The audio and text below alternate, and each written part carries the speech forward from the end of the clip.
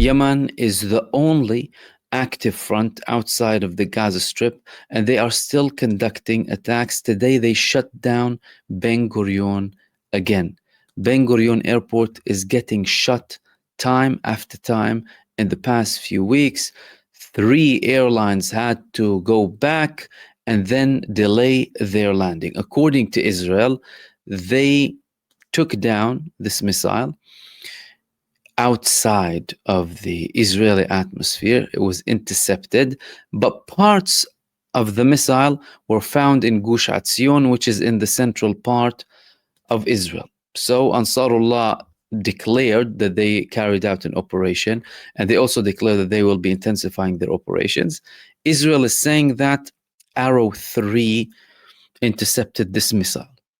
However, hundreds of thousands were outside celebrating what they call Lag Ba'omer. Many of them were in parties too. They had to evacuate.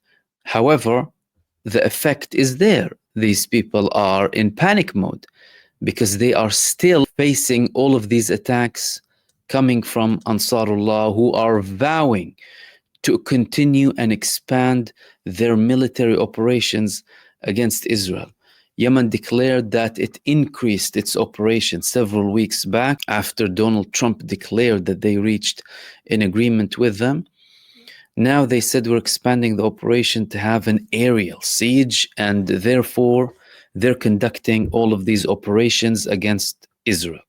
Now Trump is saying that, actually they did not really ask for a ceasefire.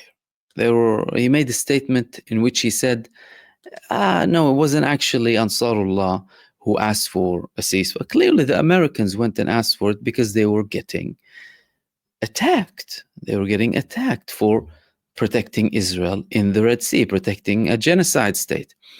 And even in media in the United States as well, they're saying like Trump's ceasefire with the Houthis was a win, just not the kind of win that he says it was. Well, of course, it was a win over the United States for the Houthis or for Ansarullah. Donald Trump, of course, tried to portray it in a way that projects power and victory for the United States. However, he wasn't very successful with that, especially with the repeated evidence that came from Yemen that they were targeting all of the aircraft carriers of the United States constantly ever since they began the genocide coalition to support Israel and its ships sailing in the Red Sea. This is coming with more statements coming from the United States administration, this time from, the pro-Israeli Marco Rubio, saying that I'm concerned about the suffering in Gaza. You see, we were talking about the statements, the tone changing.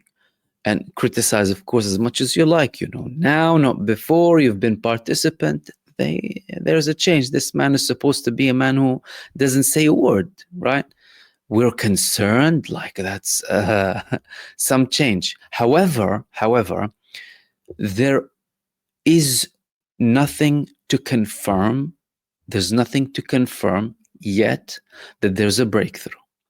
The only thing we have is very intense talks, very intense pressure, and quite frankly, empty promises coming from the United States administration. Now, were Hamas naive to believe the United States, or are we going to see some results in the next few days? There are options to reach results. As a matter of fact, Netanyahu himself said that we might actually go into a temporary ceasefire, but without declaring an end of the war. And again, Yair Lapid today said that we're one cabinet meeting away from a ceasefire, confirming that it is Israel who is delaying the ceasefire and reaching a ceasefire. Now, the tone is changing, and the tone is also changing in Europe, bit by bit, But to call Israel a genocidal state? Nah, that's something new. We have the first European leader, the first country leader in Europe to call Israel a genocidal state. And that is none other than the Spanish premier, calling Israel a genocidal state, and Spain does not do business with it. Why did he say that? He said that because some were accusing him of still conducting business with Israel, to which he replied,